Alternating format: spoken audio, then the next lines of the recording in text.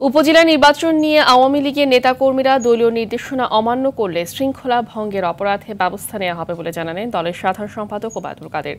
ধানমন্ডিতে আওয়ামী লীগ সভাপতির রাজনৈতিক কার্যালয়ের সংবাদ সম্মেলনে তিনি কথা বলেন।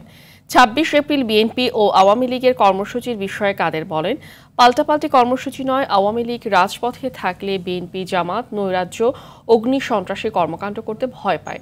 এ কারণে আওয়ামী লীগ শান্তিপূর্ণ কর্মসূচি দিয়ে মাঠে থাকে।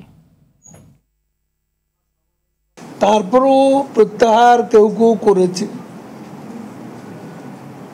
কেউ কেউ করেননি।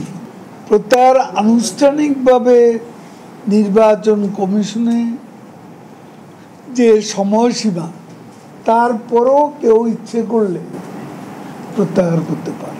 দলীয় নির্দেশনা অমান্য করলে ডিসিপ্লিনারি অ্যাকশনের বিষয়টা